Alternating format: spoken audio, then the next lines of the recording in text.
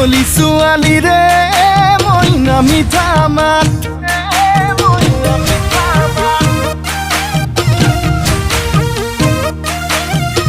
বগী ছোৱালীয়ে